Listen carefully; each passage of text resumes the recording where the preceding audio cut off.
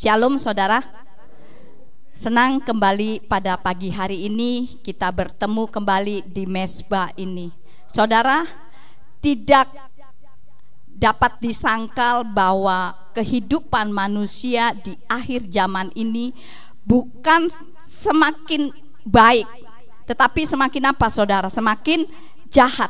Nah, penggenapan firman Tuhan sudah semakin tergenapi. Pembantaian umat Tuhan semakin transparan, kasih kebanyakan orang sudah semakin luntur atau mungkin sudah hilang sama sekali. Semua yang terjadi tidak gampang diselesaikan dengan akal dan kepandaian manusia. Banyak orang Kristen ketika mengalami penderitaan, mereka kemudian kecewa kepada Tuhan. Ada rekan mengatakan melalui BBM, Ibu Priscilla, saya ingin kembali kepada sesembahan agama saya yang lama. Karena di dalam kekristenan saya begitu sulit. Bayangin saudara, hanya karena permasalahan tidak punya uang, sudah mau menjual Yesua. Apa dipikir dengan kembali ke agama yang lama, hidupnya orang ini akan semakin baik? Karena dalam pemikirannya, kenapa Tuhan tidak menolong? Maka kemudian mulailah ada perasaan putus asa, perasaan kecewa. Ada juga yang mungkin tidak menemukan jalan keluar, akhirnya mati bunuh diri. Nah, hal ini sama seperti bangsa Israel yang dibebaskan dari perbudakan Mesir oleh Bapa Yahweh untuk menuju tanah perjanjian, tanah Kanaan. Banyak sekali pengalaman yang dialami bangsa Israel selama berada di padang gurun. Mereka pindah dari satu tempat ke tempat persinggahan yang lain. Belum lagi menghadapi rintangan yang besar, peperangan melawan suku Amalek. Saudaraku yang terkasih, orang Amalek itu mempunyai sifat itu sangat jahat, saudara. Suka menindas, bengis, dan suka berperang, saudara. Tetapi tidak demikian dengan Mose. Setiap kali bangsa Israel menggerutu atau ngomel, Mose itu tetap sabar dan berkata kepada bangsa Israel, jangan takut. Karena Yahweh akan berperang melawan untuk bangsa Israel. Dan ketika bangsa Israel menyalahkan Mose, Mose hanya bisa menyerahkan semua penderitaan bangsanya itu kepada Bapa Yahweh. Dan Bapa Yahweh memberi jalan keluarnya, saudara. Nah, sebelum Mose dipakai oleh Bapa Yahweh, Mose itu memiliki karakter, saudara. Dia itu seorang yang bertindak, mempunyai sifatnya itu emosi yang tidak terkendali, saudara. Dan mempunyai sifat yang sembrono, saudara. Coba kita buka, saudara, Keluaran 2 ayat 11 sampai dengan ke-12. Di situ dikatakan, dan terjadilah pada waktu itu Mose pun menjadi dewasa, dan ia pergi keluar kepada saudara-saudaranya dan melihat kerja paksa mereka. Dan dia melihat seorang Mesir yang sedang memukuli seorang Ibrani, salah seorang dari saudaranya itu. Dan kemudian dia menoleh ke sana dan ke sini dan melihat bahwa tidak ada seorang pun di sana. Dan dia membunuh orang Mesir itu dan menyembunyikannya di dalam pasir. Kemudian sifat Mose yang kedua apa, saudara? Mose ini seorang yang lari dari tanggung jawab. Dia suka menghindari masalah, saudara. Coba kita buka lagi. Di situ ayat yang ke-15. Di situ dikatakan, dan Firaun telah mendengar hal itu, lalu ia berupaya untuk membunuh Mose. Namun Mose melarikan diri dari hadapan Firaun dan tinggal di tanah Median. Dan dia duduk-duduk di tepi sebuah sumur. Kemudian dalam Kisah 7 Dalam Kisah 7 ayat 29 di situ dikatakan, oleh karena perkataan itu Mose telah melarikan diri dan menjadi pendatang di tanah Midian, tempat ia telah memperanakan 2 orang anak lelaki. Dan sifat Mose yang ketiga, saudara, Mose itu seorang yang rendah diri dan dia menolak panggilan Bapa Yahweh. Tapi ketika Mose diproses oleh Bapa Yahweh, maka Mose menjadi seorang yang gagah berani menghadapi Firaun. Coba kita buka Keluaran 14. Keluaran 14 ayat 13 sampai dengan 14. Di situ dikatakan, lalu Mose berkata kepada umat itu, janganlah kamu takut, berdirilah teguh dan lihatlah keselamatan dari Yahweh yang akan Dia lakukan bagimu pada hari ini. Sebab orang-orang Mesir yang kamu lihat hari ini, kamu tidak akan melihat mereka lagi untuk selamanya. Yahweh akan berperang bagimu dan kamu akan diam saja. Kemudian Moses setelah diproses oleh Bapa Yahweh memiliki sifat yang lembut hatinya, saudara. Kita buka, saudara, Bilangan 12. Bilangan 12 ayat yang ketiga. Di situ dikatakan, dan Mose adalah seorang yang sangat lembut hatinya, lebih daripada setiap orang yang ada di atas muka bumi. Luar biasa, saudara. Dari awalnya yang sembrono, yang rendah diri, ketika diproses Tuhan berubah total, saudara, kehidupannya. Memiliki hati yang begitu lembut. Gimana tuh ya? Begitu lembutnya dari setiap orang yang ada di atas muka bumi. Kemudian sifat Moses selanjutnya setelah diproses oleh Bapa Yahweh, dia seorang yang mengandalkan Bapa Yahweh. Kita lihat lagi ayatnya, Keluaran 33. Banyak membuka ayat, saudara. Keluaran 33 ayat 14 sampai dengan ke-16. Dan dia pun berfirman, kehadiranku akan bersertamu dan aku akan memberikan ketentraman kepadamu. Dan dia pun berkata kepadanya, jika kehadiranmu tidak menyertai kami, janganlah engkau memberangkatkan kami dari sini. Dan dengan apakah itu kemudian dapat kami ketahui bahwa aku telah mendapatkan kemurahan di matamu, aku dan umatmu? Apakah tidak denganmu yang berjalan bersama kami, sehingga kami, aku dan umatmu dapat dibedakan dari segala bangsa di atas muka bumi ini? Nah, saudaraku yang terkasih, peristiwa yang tidak dapat dilupakan oleh bangsa Israel pada saat bangsa Israel menyeberang Laut Tebraun. Mose menyerahkan seluruh bangsanya itu kepada Bapa Yahweh. Maka bangsa Israel itu selamat dari kejaran bangsa Mesir. Dan peristiwa yang tidak boleh dilupakan adalah peperangan melawan Amalek, saudara. Mose yakin peperangan dapat dimenangkan karena Mose menunjukkan ketergantungan dan imannya kepada Bapa Yahweh. Nah, kalau saudara membaca Ibrani 11 ayat 23 sampai 29, berulang-ulang disebutkan kata-kata karena iman maka Mose, karena iman maka Mose. Nah, kenapa Mose sampai memiliki iman yang demikian baik, saudara? Kenapa, saudara? Hal ini karena sesungguhnya adalah hasil proses pembentukan yang dilakukan oleh Bapa Yahweh. Dan juga pada waktu Mose masih bayi, pada waktu Mose masih kecil, ia mendapatkan warisan imannya dari ibunya. Ketika ibunya memberi susu, air susunya untuk Mose di istana Firaun. Karena kalau tidak diwariskan iman oleh ibunya, tidak mungkin Mose yang dibesarkan di istana Mesir memiliki iman yang baik, saudara.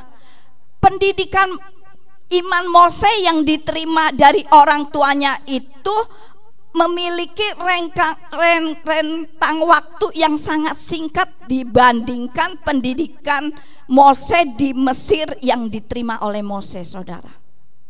Bagaimana pendidikan iman yang sangat singkat ini dapat mengalahkan pendidikan di istana yang dijalani Mose kurun waktu hampir 40 tahun, saudara. Luar biasa sekali, saudara. Selama 3 bulan Mose itu disembunyikan dan dididik dalam iman. Ternyata ini yang menjadi kuncinya, saudara. Iman dari orang tua Mose telah mendidik Mose menjadi seorang yang beriman. Sebenarnya dengan Mose diangkat oleh putri Firaun dalam keluarga kerajaan, ia seharusnya dengan leluasa mendapatkan fasilitas, saudara. Dari uang dia pasti bebas, kemudian kekuasaan dan fasilitas lain pasti dia akan menikmati, saudara. Karena Mose masuk dalam kerajaan Mesir, saudara. Tapi walau apa saja yang bisa Mose terima, di usia 40 tahun Mose mengambil suatu keputusan yang tidak masuk akal, saudara. Ia memilih untuk meninggalkan kekayaannya. Dia memilih untuk meninggalkan segala sesuatunya, saudara. Apakah karena ia ingin hidup sebagai orang Mesir biasa, saudara? Tidak, saudara. Ia memilih hidup menderita bersama para budak. Mengapa, saudara? Tebalnya dinding istana dengan segala kemewahannya tidak mampu meruntuhkan iman Mose, saudara. Sehingga setelah dewasa ia menolak disebut sebagai anak putri Firaun. Ia lebih memilih menderita dengan bangsa Israel. Mengapa, saudara? Mengapa, saudara? Semua karena iman. Coba kita buka Ibrani 11. Ibrani 11 ayat 24 sampai 26, di situ dikatakan, dengan iman setelah menjadi besar Mose menolak disebut anak putri Firaun, dengan lebih memilih untuk menderita sengsara bersama umat Elohim daripada untuk sementara merasakan kenikmatan dosa. Karena menganggap kehinaan Hamasya lebih besar kekayaannya daripada harta benda di Mesir, sebab ia memandang kepada upah. Mengapa Mose mengambil sebuah keputusan seperti itu, saudara? Kenapa, saudara? Iman Mose yang mempengaruhi pikirannya, saudara. Mose tidak lagi mikir bahwa ia bisa punya kedudukan penting di kerajaan, saudara. Kan bisa saja dengan tetap menjadi putri Raja Firaun, kemudian dengan kekayaannya membantu bangsa Israel. Bisa nggak, saudara? Bisa. Mose tidak melakukan itu, saudara. Mose tetap memilih ikut Tuhan dengan murni, saudara. Karena itulah maka Mose memiliki iman yang luar biasa di mata Bapa Yahweh. Sehingga Bapa Yahweh memakai Mose menjadi alatnya untuk membawa seluruh bangsa Israel menuju tanah perjanjian. Nah, karena imannya maka Bapa Yahweh berjanji kepada Mose, saudara. Coba kita lihat janji Bapa Yahweh, Keluaran 3 ayat yang ke-12, di situ dikatakan, lalu dia berfirman, aku ada bersamamu, dan inilah tanda bagimu bahwa aku telah mengutus engkau. ketika engkau membawa orang-orang itu keluar dari Mesir, engkau akan melayani Elohim di gunung ini. Kemudian janji apa lagi, saudara? Yahweh memberikan Mose kuasa untuk melakukan mujizat. Kemudian apa lagi, saudara? Mose diberi pendamping untuk juru bicara Mose dan melaksanakan tugasnya, yaitu siapa? Harun aja. Kemudian apa lagi, saudara? Dan Moses sangat percaya apa yang Bapa Yahweh janjikan, sehingga ia menjalankan tugasnya dengan baik, walaupun tugas yang diberikan oleh Moses itu sangat sulit, saudara. Jika Moses dipakai oleh Bapa Yahweh dengan luar biasa, kita pun bisa dipakai oleh Bapa Yahweh. Karena kita semua ini mendapatkan hak istimewa seperti Mose untuk menjadi rekan-rekan kerja daripada Bapa Yahweh. Amin, saudara. Nah, bagaimana Yahweh membantu kita untuk kita melakukan tugas yang dipercayakan oleh Bapa Yahweh, saudara? Kita buka dulu Yesaya 41. Yesaya 41 ayat yang ke-10, di situ dikatakan, jangan takut, karena aku bersamamu. Jangan memandang sekitar, karena akulah Elohimmu. Aku akan menguatkanmu. Ya, aku akan menolongmu. Ya, aku akan menopangmu dengan tangan kanan kebenaranku. Kemudian kita akan diberi kuasa. Amin, saudara. Saudaraku yang terkasih, dalam menghadapi masalah kehidupan, lakukanlah seperti Mose lakukan, saudara, yaitu menyerahkan segala permasalahan saudara kepada Tuhan. Bukankah perjalanan kekristenan kita juga banyak musuh, baik dari luar maupun dari dalam diri kita sendiri, yang menghalangi kehidupan kita? Saudara, kita tidak mampu mengalahkan musuh-musuh kita dengan kekuatan sendiri, saudara. Maka dari itu kita harus tetap mengandalkan Bapa Yahweh. Untuk itu mari kita akan belajar bersama-sama apa yang akan Tuhan sampaikan melalui kehidupan saudara lewat perenungan khotbah pada pagi hari ini. Yang akan saya beri judul khotbah pagi hari ini, mengangkat tangan.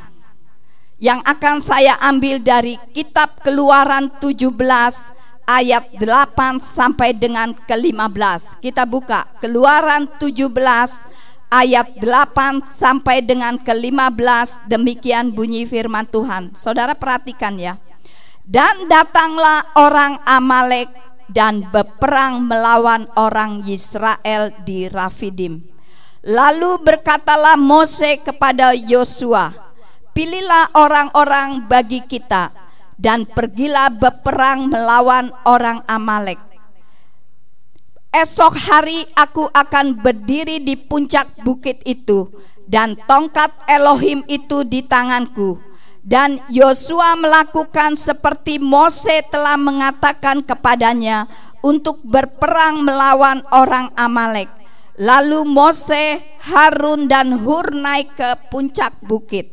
Dan terjadilah demikian, ketika Mose mengangkat tangannya, Israel menjadi kuat, dan ketika dia mengistirahatkan tangannya, Amalek menjadi kuat. Dan tangan Mose pun menjadi berat. Maka mereka mengambil sebuah batu dan meletakkan batu itu di bawahnya, dan duduklah dia di atasnya. Lalu Harun dan Hur menyangga kedua belah tangannya dari sisi yang satu dan dari sisi yang lain.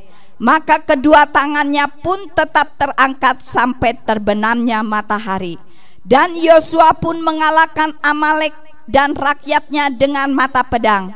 Lalu berfirmanlah Yahweh kepada Mose, tuliskanlah hal ini ke dalam sebuah kitab sebagai peringatan, dan taruhlah di dalam telinga Yosua bahwa aku akan menghapuskan sama sekali ingatan akan Amalek dari bawah langit. Dan Mose pun membangun sebuah mezbah dan dia menyebut namanya Yahweh Nisi. Yahweh Nisi apa saudara?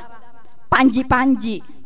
Nah, apa arti mengangkat tangan saudara? Apa arti mengangkat tangan? Yang pertama saudara, mengangkat tangan artinya menyerah, berserah kepada Tuhan. Di situ ayat 10 sampai dengan 11. Artinya tidak ada lagi campur tangan manusia. Kalau dalam hukum perang, seorang yang mengangkat tangan di hadapan musuh menunjukkan apa saudara? Tanda nyerah. Nah, demikian juga pada saat Mose mengangkat kedua tangannya, berarti Mose merasa tidak mampu menghadapi Amalek saudara. Kemudian Yahweh ganti berperang melawan Amalek. Kemudian seorang polisi kalau menangkap musuh, itu polisi teriaknya apa saudara? Angkat tangan. Artinya supaya orang itu menyerah. Contoh lain lagi saudara, bila ada orang sakit parah, kemudian dokter memvonis umurnya tinggal beberapa hari lagi, kemudian dokter itu menyuruh keluarganya untuk berkumpul. Artinya dokter ini apa saudara? Udah angkat tangan. Dokter tersebut sudah menyerah dan dokter tersebut tidak bisa berbuat apa-apa lagi. Bukti kehidupan yang menyerah sepenuhnya kepada Tuhan adalah bila saudara mengangkat tangan kepada Tuhan, maka Tuhan akan turun tangan. Amin saudara. Mengangkat tangan juga berarti berada di pihak Tuhan. Kalau Bapa Yahweh ada di pihak saudara, siapa yang akan bisa melawan kita saudara? Amin saudara. Nah, sebagai orang yang percaya kepada Tuhan, kita harus mengandalkan Tuhan. Maka Tuhan akan menolong kehidupan kita ketika kita memerlukan pertolongan daripada Tuhan. Amin saudara. Nah, pada saat bangsa Israel menggerutu kepada Mose, Mose hanya bisa mengadu kepada Bapa Yahweh, dan Bapa Yahweh tidak tinggal diam saudara. Coba kita buka Mazmur 37. Mazmur 37 ayat yang kelima, di situ dikatakan, serahkanlah jalanmu kepada Yahweh dan percayalah kepadanya, maka dia akan bertindak. Dan benar saudara, karena Mose menyerahkan bangsanya ke dalam tangan Bapa Yahweh, maka selama perjalanan dari Mesir ke tanah Kanaan, Bapa Yahweh selalu memelihara sepanjang perjalanannya saudara. Dan ketika saudara menghadapi masalah dan masalah sudah begitu berat, serahkanlah permasalahan saudara kepada Tuhan. Tuhan pasti akan membuka jalan. Kenyataannya saudara, kita seringkali kalah dalam perang saudara. Kita seringkali kalah dalam menghadapi masalah. Saudaraku yang terkasih, kemampuan kita sendiri tanpa melibatkan Tuhan itu tidak ada artinya saudara. Itu sebabnya Rasul Paulus menuliskan agar laki-laki ketika berdoa mengangkat tangan kepada Tuhan saudara. Amin saudara. Kemudian yang kedua saudara, mengangkat tangan juga berarti apa saudara? Berarti bersumpah saudara. Berarti bersumpah. Nah, orang yang bersumpah itu artinya siap untuk berani berkata benar. Amin. Coba kita buka Matius 5. Matius 5 ayat yang ke-37. Di situ dikatakan, akan tetapi biarlah perkataanmu ya jika ya, tidak jika tidak, dan yang selebihnya hal itu berasal dari yang jahat. Misalnya seorang dokter, seorang presiden, atau seorang yang baru lulus dalam universitas, sebelum melakukan misinya itu diapain saudara? Diambil sumpahnya. Ini semua dimaksudkan agar mereka itu di dalam menjalani tugasnya harus sesuai dengan sumpahnya, harus jujur dan harus benar. Tetapi amat menyedihkan saudara, bahwa dewasa ini ada banyak orang yang kurang tegas atau berani di dalam mempertahankan sebuah kebenaran. Seperti saat ini, di mana banyak hamba-hamba Tuhan yang berani memberitakan kebenaran tentang nama Tuhan, tetapi oleh sebagian besar pula dengan sesama orang Kristen, mereka menganggapnya sesat. Maka itu saudaraku yang terkasih, jadilah seorang hamba Tuhan yang berani memberitakan tentang kebenaran nama Tuhan. Amin.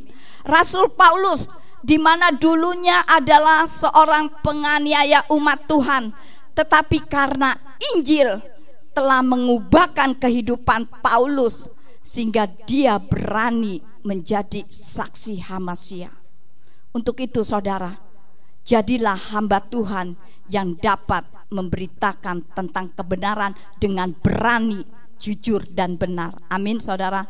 Kemudian yang ketiga saudara, arti dari mengangkat tangan yaitu apa saudara? Mengangkat tangan, bertobat saudara. Kita buka coba Ratapan 3. Ratapan 3 ayat yang ke-40, di situ dikatakan, marilah kita mencari dan mencoba jalan-jalan kita dan berbalik kembali kepada Yahweh. Saudara, seringkali ada pertanyaan, apakah orang Kristen perlu bertobat? Perlu nggak saudara orang Kristen bertobat? Perlu saudara. Jadi bukan orang yang belum mengenal Tuhan saja yang perlu bertobat, tapi orang Kristen pun perlu bertobat. Dan pertobatan orang Kristen itu harus setiap hari saudara.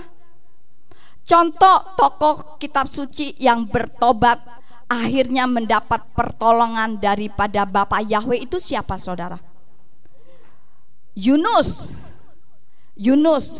Ketika Yunus mendapat panggilan dari Tuhan untuk memberitakan Injil kemana? Niniwe.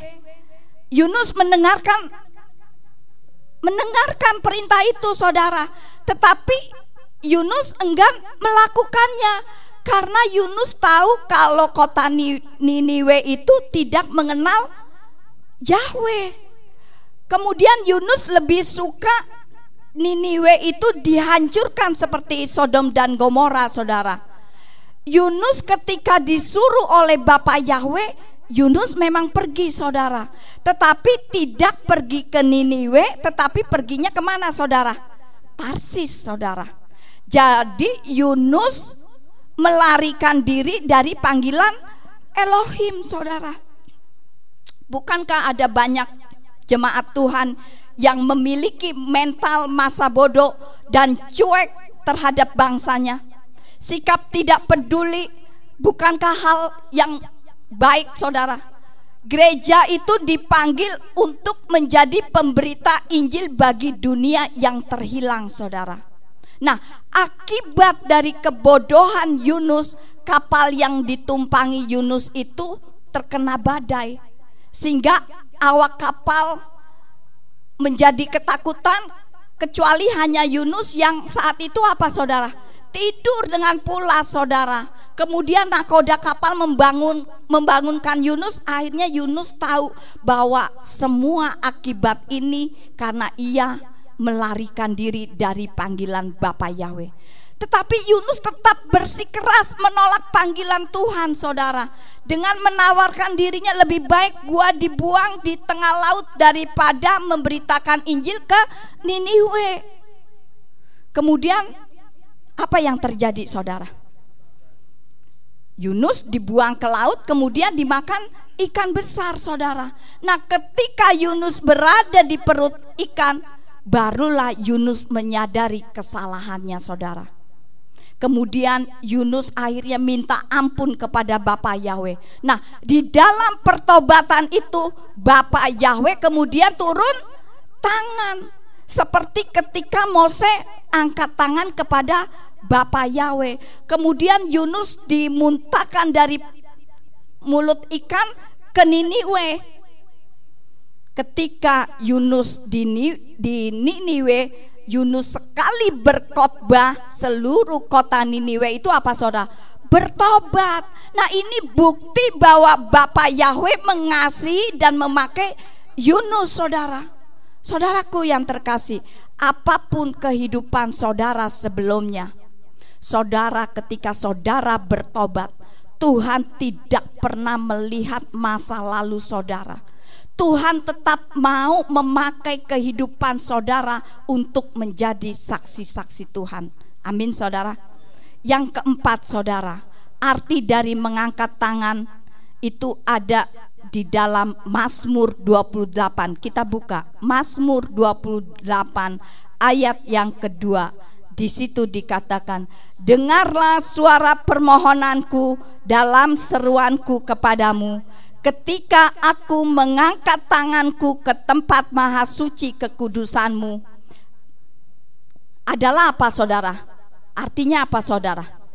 Di dalam Mazmur ini adalah memuji, menyembah dan berdoa, saudara. Nah, saat ini di mana-mana kita melihat umat Elohim itu mengadakan ibadah pujian dan penyembahan kepada Elohim. Tetapi rasanya sulit sekali keluar pujian dan ucapan syukur dari mulut seseorang yang sedang menderita, saudara. Tetapi ada sesuatu yang menarik yang dipelajari dari kehidupan Rasul Paulus, saudara.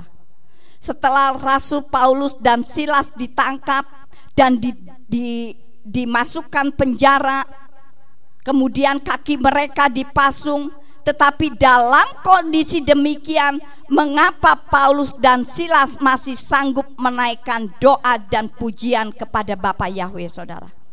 Paulus dan Silas dipenjara karena nama Tuhan Yesua. Tetapi justru ketika mereka berada dalam kondisi yang menderita, Tuhan menyatakan kuasanya, di mana seluruh sendi-sendi penjara mulai goyah dan pintu-pintu penjara itu mulai terbuka. Mungkin kalau semuanya berjalan dengan baik kehidupan saudara, tidak ada pencobaan-pencobaan, mungkin mereka tidak akan pernah merasakan kuasa Tuhan di dalam kehidupan mereka. Nah, bagaimana dengan umat sekarang? Bagaimana dengan umat Tuhan sekarang, saudara? Apakah kita mempunyai sikap seperti Paulus dan Silas? Kalau kita mau jujur, kita pasti akan mengakui bahwa kita seringkali kurang bersyukur kepada Tuhan. Ketika kita diberkati, mungkin kita bisa mengucap syukur kepada Tuhan. Tetapi ketika kita sedang mengalami masalah, yang keluar dari mulut kita apa, saudara? Omelan, keluhan, marah kepada Tuhan, malah bahkan mau menjual Tuhan. Bukti nyata ketika saudara datang ke gereja, apakah saudara datang sebelum ibadah dimulai? Kenyataannya masih ada orang-orang yang datang ibadah terlambat dengan alasan apa, saudara? Dengan alasan paling-paling masih puji-pujian, macet. Wong puji-pujian kok paling-paling. Kalau hanya pujian paling-paling dan tidak berarti, apa gunanya gereja ada liturgi memuji Tuhan terlebih dahulu? Semua gereja pasti selalu memuji Tuhan sebelum mendengarkan firman Tuhan, karena untuk menyenangkan hati Bapa Yahweh. Sebab Tuhan itu adalah sesuatu pribadi yang senang dipuji, karena di atas pujian Tuhan hadir. Maka itu sewajarnya kita mempunyai sikap seperti Paulus dan Silas, dan bahkan seperti pemazmur yang setiap saat selalu memuji Tuhan dan menyembah Tuhan, saudara. Yang jadi pertanyaan saudara, apa rahasia kemenangan Israel atas Amalek, saudara? Apa rahasia kemenangan Israel atas Amalek yang juga harus menjadi kemenangan bagi saudara dan saya? Yang pertama, saudara, kehidupan yang siap perang, saudara. Kita buka dulu 1 Petrus 5 ayat yang ke-8. Sadarlah, berjaga-jagalah, karena musuh-musuh setan berjalan sambil mengaum seperti singa untuk mencari seseorang yang dapat ia telan. Jadi saudaraku yang terkasih, harus diakui saat kita berada di zona yang nyaman, di mana semuanya mulus, kita pasti tidak mau berjaga-jaga. Disitulah ketika saudara lengah, musuh akan datang untuk menyerang kehidupan kita. Jadi apapun, baik dalam zona masih tenang, kita tetap harus berjaga-jaga, siap untuk berperang, saudara. Jadi bila kita tidak ingin jatuh di dalam dosa, kita harus siap berperang dan tetap berjaga-jaga dan memakai seluruh perlengkapan senjata Tuhan, saudara. Sekarang yang kedua, saudara, ada kerjasama. Kita buka Keluaran 17. Keluaran 17 ayat yang ke-12. Di situ dikatakan, dan tangan Mose pun menjadi berat. Perhatikan, dan tangan Mose pun menjadi berat. Maka mereka mengambil sebuah batu dan meletakkan batu itu di bawahnya, dan duduklah dia di atasnya. Lalu Harun dan Hur menyangga kedua belah tangannya dari sisi yang satu dan dari sisi yang lain. Maka kedua tangannya pun tetap terangkat sampai terbenam matahari. Nah, saudaraku yang terkasih, Mose sebagai pemimpin bisa saja merasa lelah. Saya sebagai gembala sidang di tempat ini pun seringkali merasa lelah, saudara. Apalagi ketika Mose menghadapi peperangan besar, saudara, sehingga Mose perlu ditopang oleh anak buahnya, yaitu Harun dan Hur. Jadi ada kerjasama, saudara, dan masing-masing kerjasama ini menempatkan posisi yang berbeda-beda, saudara. Saya di sini sebagai gembala, saudara ada yang sebagai jemaat, ada yang sebagai pengerja. Jadi masing-masing mempunyai porsinya, saudara. Sekarang yang ketiga, saudara, ada ucapan syukur, saudara. Nah, sebagai bentuk ucapan syukur kepada Tuhan yang memampukan Mose mengalahkan Amalek dan menghapuskan ingatan kepada Amalek dari kolong langit, Mose membangun mezbah yang dinamai apa tadi, saudara? Yahweh Nisi, Yahweh panji-panjiku. Nah, bagaimana dengan gereja? Apakah ada kebersamaan di dalam pelayanan, saudara?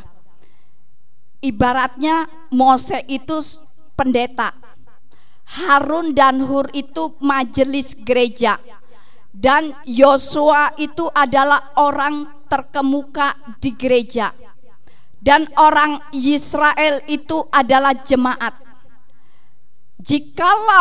Jikalau Harun dan Hur merebut tongkat kepemimpinan Mose, itu tidak ada gunanya, saudara. Karena apa, saudara? Misalnya saya di sini ditetapkan Tuhan sebagai gembala, kemudian Jeffrey mengambil tongkat kepemimpinan saya, itu saya katakan tidak ada gunanya. Kenapa, saudara? Kenapa? Karena yang ditetapkan sebagai pemimpin adalah saya. Saya yang ditetapkan oleh Bapak Yahweh sebagai pemimpin di tempat ini. Nah, demikian juga jika Yosua dan orang Israel tidak menuruti apa yang diperkatakan oleh Musa, maka mereka akan mengalami kekalahan, saudara. Sebaliknya, jika Moses sebagai pemimpin tidak menjalankan tugasnya, maka akan dihukum oleh Tuhan, saudara. Ketika saya sebagai pemimpin masa bodoh, tidak tanggung jawab atas pelayanan di tempat ini, maka Tuhan akan menghukum saya, saudara. Maka tugas sebagai seorang gembala itu berat, saudara. Jadi jelasnya Yahweh membangun kebersamaan Mose, Yosua, Harun, Hur, dan umat Israel dengan posisi masing-masing untuk kemuliaan Tuhan, saudara. Jadi mari kita renungkan, apakah kita menempati posisi kita masing-masing dengan penuh ketaatan, saudara. Hanya saudara sendiri yang dapat menjawab. Saudaraku yang terkasih, Tuhan ingin membentuk kita itu menjadi satu pribadi yang memiliki karakter pemimpin, saudara. Jika saudara seorang yang telah berumah tangga, keluarga saudara membutuhkan kehadiran saudara sebagai seorang pemimpin. Sebagai pria di dalam keluarga, saudara harus menjadi kepala rumah tangga. Kalau sebagai wanita dalam keluarga, saudara harus menjadi ibu untuk membimbing anak-anak. Kalau di dalam gereja, keberadaan saudara sebagai pemimpin dibutuhkan tak kala saudara dipanggil dan dipercaya menjadi pengurus gereja. Kalau sebagai seorang pribadi, saudara harus dapat memimpin diri sendiri kepada satu tujuan, untuk hidup benar dan berkenan kepada Tuhan. Renungkanlah kata-kata Tuhan, saudara. Kamu adalah terang dunia. Amin, saudara. Jadi marilah kita serahkan seluruh kehidupan kita dengan mengangkat tangan kepada Tuhan. Maka Tuhan akan turun tangan, sehingga Tuhan akan membentuk kehidupan saudara yang memiliki karakter seorang pemimpin. Amin. Amin. Sekian firman Tuhan. Mari saya ajak untuk bangkit berdiri. Kita naikkan satu pujian yang terutama. Yang terutama di dalam hidup ini, memuliakan nama Yesus. Yang terutama di dalam hidup ini, meninggikan namanya. Sekali lagi, yang terutama, yang terutama di dalam hidup ini, meninggikan nama Yesus. Yang terutama di dalam hidup ini, memuliakan namanya. Haleluya, haleluya. Saya cinta Yesus. Haleluya, haleluya. Saya cinta Yesus. Sekali lagi, yang terutama, yang terutama di dalam hidup ini. Saya minta Pak Jeffrey untuk berdoa. Nama Yesus